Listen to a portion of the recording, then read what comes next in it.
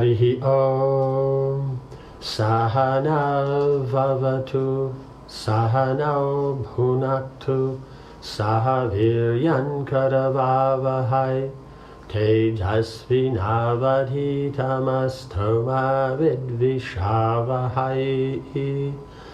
Om Shanti Shanti Shanti. Om Jaya Sri Krishna Chaitanya Prabhu Nityananda Shri Advaita Gadadhara Srivasadi Gaura Bhaktivinoda. Hare Krishna Krishna Krishna Hare Hare, Hare Rama Rama Rama Hare Hare. Jai.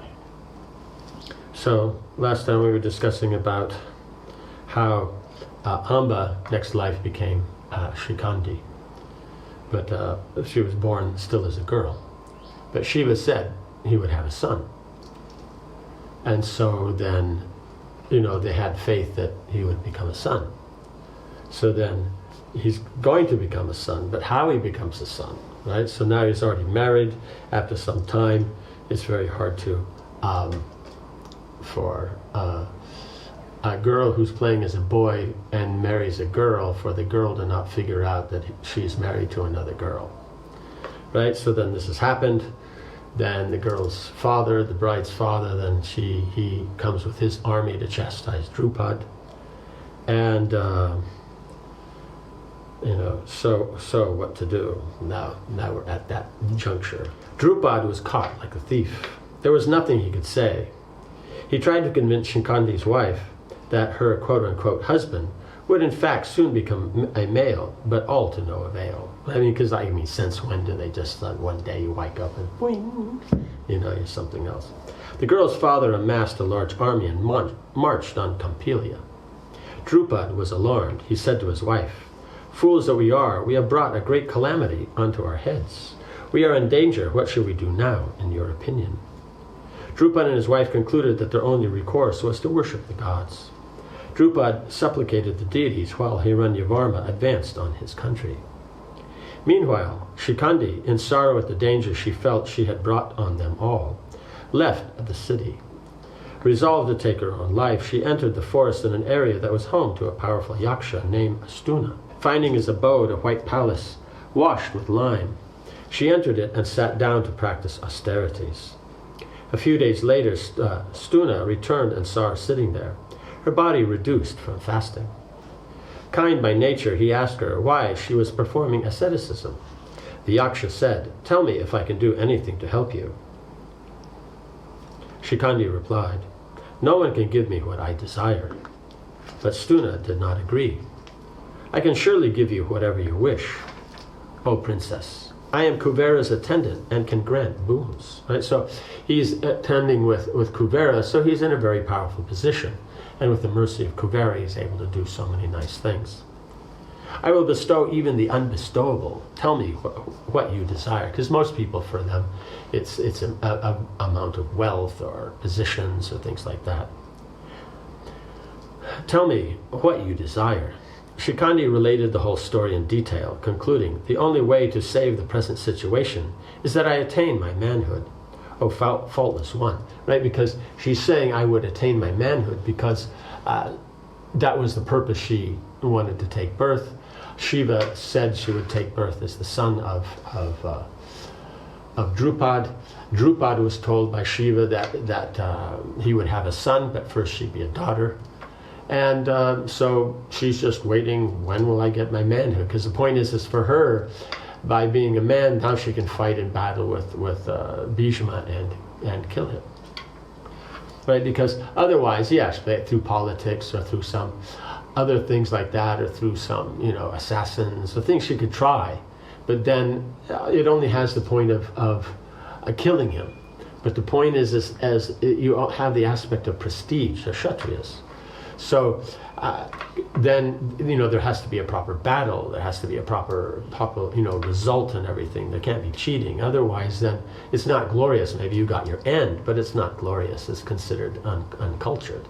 So the point is you want to attain that revenge and maintain your prestige. Okay. The Yaksha, saddened by her story and feeling afflicted by destiny, considered her request carefully. Finally he replied, "Truly this must be so. I will, however, make a condition. I am able to grant your wish only by changing my sex with yours, but you must return my manhood after a short time." Right? In other words, she goes and works out everything, and then you have to exchange.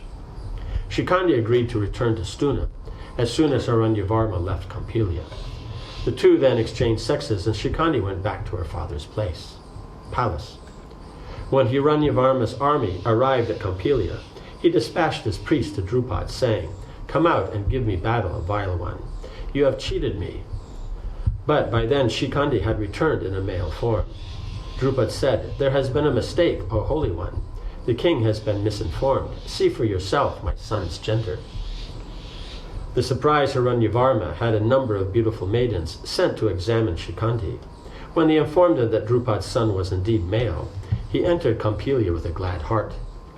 He stayed with Drupad for some time and finally returned to his own country, happy in his newfound alliance with Drupad, right? So it's uninformed, whatever it is, and like that. And even if they happen to have been female, but now he's male, and that was the boon of Shiva. Shiva said he would have a son, but first they'd be female, then they'd turn into a male. It doesn't matter. He's now male. Shiva, he said, now so it's worked out. And even if it's not, because I doubt he'll tell his daughter that she was crazy. How do you think he was? How I think he was female? Unless it was by some not seeing directly or something like this. But whatever it is, it worked out. So that's the important point. And Hiranyavarma is very happy because Drupad's a very powerful king, and so now they're two kingdoms aligned. Then now they'll be, no one will bother either of them, because as we mentioned, for kings, the seventh aspect of the circle of the kingdom is allies. You have strong allies. That makes everything very stable. Stuna had concealed himself in his palace, waiting for Shikandi's return. As he waited, Kuvera happened to pass by, coursing through the skies in his heavenly chariot. He saw Stuna's palace shining beautifully and adorned with colorful banners, gems, and garlands. Descending, he approached the palace. But when no one came out to greet him, he angrily asked his attendants, "What fool lives here? Why does he not greet me?" Some Yakshas then informed Kuvera what had transpired. They told him that Stuna was hiding in shame in his palace. Kuvera replied, "Bring that foolish one here, I will punish him." Stuna came out. In his woman's form he stood bashfully before his master Kuvera. "Why have you acted in this way?" Kuvera asked. "You have humiliated the Yakshas by giving away your sex. Therefore I curse you not to regain your masculinity. Shikandi too will not regain her feminine form." The other Yakshas felt compassion for Stuna. After all, he had acted only out of kindness, right? He's just trying to help. It is a princess, and she's very distressed, and it's a very difficult situation, and he being kind by nature, then he tried to help. So it may be looked at as a foolish thing, but its basis was that of kindness, and so then that's something to consider. They asked Kuvera to set a limit on his curse so that Stuna would not always be punished. Kuvera said, "When Shikandi dies, Stuna will regain his male form. Let him be free of anxiety." So yes, it will, but we have to remember they're Yakshas and that they're demigods. So they're going to live for a long time. So in this case, for them, it's going to be a very short time. Shikandi will be there, and then there'll be the battle, and that. So even if it is, it'll be some months for him by demigod time, like that. The powerful Kuvera, who can travel long distances in a moment, then left with his followers. Shortly after, Shikandi returned. "O Stuna, as we have agreed, I now return your manhood." Stuna replied, "It has been ordained that manhood shall be yours for this life. O noble one, be pleased to return to your abode." Hearing this, Shikandi returned in joy to Kampilia. So it means Shikandi wanted to be a boy so she could fight in the battle and kill Bhishma. But at the same time as, for the situation and the fathers and all this difficulties coming up just over her and this difficulty that she has. And so then she wanted to get rid of that. And because, they had made a promise, he was helping her, she has to return that kindness. And so then she came to like that. And so then Stuna is very pleased that she came back and all this, but he said, no, it's been ordained that you'll stay a man. And so then like that. Because, that's what he said, oh, noble one. One, because being a princess, generally with princesses, you'll say beautiful and this and that, and with this princes, you'll say noble and all that. So now he's respecting him like that, but he is noble because he also came back like that. So, that's a nice thing. When Bhishma finished telling the story, he added, thus Shikandi, formerly Amba, hates me, but because he was first born a woman, I will never raise weapons against him. I have vowed thus, I will not fight with weapons against women, or those who bear women's names, or even those who appear like women.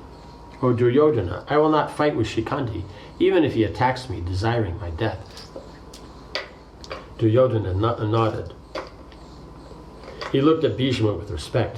Even though the grandfather was often cutting and harsh towards him, the prince could not deny his nobility. Placing his hand on the royal scepter, Duryodhana said, O son of Ganga, we will now have to fight the mighty Pandava army, abounding in heroes equal to the universal protectors. The army will be as difficult to cross as the ocean. Tell me, O grandsire, how long you feel it will take you to annihilate them. Bhishma's old leathery face, adorned with a flowing white beard, broke into a smile. It is fitting that you should ask, Duryodhana. A leader must know both the strengths and weaknesses of both the enemy and himself before beginning the fight. Right? So that's the thing, is he's saying it's fitting that you ask this. Because we see before, in all discussions before, except for this one, then Karna and Duryodhana, and of course Dushasana also, then they don't consider the strengths and weaknesses of the other, only the weaknesses of the others and their own strengths. They never consider their own weaknesses, and they never considered the strengths of the Pandavas. So then Bhishma is pointing out that this is a very, important point that you're asking. It's befitting. Because otherwise, if you don't consider these things, you will lose. Like that. Here then, of the utmost power I will display in this war. Using ordinary weapons on ordinary soldiers and celestial weapons on those versed in them, I can slay 10,000 foot soldiers and 1,000 charioteers a day. Or it may be more. If I become fired with anger when I release my weapons, I can destroy many more men than that. However, you should know that I will only fight fairly. Right? You won't do something unfair. Bhishma reminded Duryodhana of the rules of battle, which he would not break. For example, heroes should never use divine weapons to kill lesser warriors. The fight should always be equal. Even if one possessed celestial weapons, he should contend only hand to hand with a weaponless weapon if such became necessary. Right? So that was the point, is that if they're fighting with bows and arrows, they both fight. He loses his bow and takes up a sword or a mace, then you fight with that. If those are lost, then hand to hand they'll fight. They'll always make it equal. Bhishma's hand touched his bow, because otherwise if you have weapons and he doesn't, what's the glory in you winning? You can say, oh, well, we won. But then where's the point of being a Kshatriya? Animals also win. The tiger chases down a deer, whoopee, he did run it down. But then the python just sits there and animals come along and he swallows them. So you will get your food. So the point is that's what makes the Kshatriyas, is that willingness to have an equal battle and win in that battle. That shows that they're greater. Otherwise, if you have a weapon and they don't, you could be someone who's completely useless against somebody who is so trained. That's the problem with modern warfare, is you can have someone of lesser training and ability be able to kill someone of much greater ability just because you have these modern weapons. Bhishma's hand touched his bow. In this way, O king, by fighting ceaselessly throughout the day, I can slay the enemy army in 1 month. Right? Means, because if every day is 1,000, that's 30,000 that he's killed, and then 30,000, it means a lot of the charioteers. So basically, he'll destroy the army in a month. Cheering Bhishma, so then he's saying if he's going to do this every day, then they know that that's the maximum that the battle will go, is for 1 month. Cheering Bhishma, Duryodhana turned to Drona. "O preceptor, what about you? How long do you think it would take you to overcome the enemy?" Like Bhishma, Drona smiled at Duryodhana. "I am old and have lost some of my strength. Still, I will exert myself fully and consume the Pandava army by the fire of my weapons. I also think I can annihilate all the warriors in about a month." Kripa said it would take him 2 months. And Ashwatthama, bolder, said he could do it in 10 days. Karna said he could annihilate the enemy in 5 days, at which Bhishma laughed and said, "You may speak in such strains only as long as you do not encounter Arjuna with his weapons and his conch. Guided by Vasudeva, say whatever you will, son of Radha, for talk is cheap." Karna frowned but remained silent. Duryodhana continued questioning his generals and commanders, ascertaining their power and determination to fight. The Kauravas discussed their battle plans well into the night. Soon after sunrise, the fight would begin. Right, so you see the others are giving, an actual position like that. But you see is that Ashwatthama and Karna, then they're saying a much greater exaggeration, because they're not as great a fighter as Bhishma and Drona. Unless they're breaking the rules. He's using celestial weapons to get rid of, kill ordinary warriors and stuff like that. Then yeah, he probably could do it in a few days. But the thing that they're not considering is, the other side, Pandavas, they're fighting and everything. This is just what they themselves could do. But it doesn't mean the battle will go that long, because even if they're killing at that rate, it also the other side's killing on their side. And so if they have no army left, then, and it doesn't mean in that time that Duryodhana won't die or, something. So chapter 3. So that's why then you see is that Drona, and they smiled, And he also again called him son of Radha. So that was the point, is that he's pointing out that you're not really, this is not the mature behavior. Chapter 3, Interposition. Early the next morning, Yudhishthira made his final preparations. His spies had reported to him everything that had taken place in Duryodhana's tent the previous evening.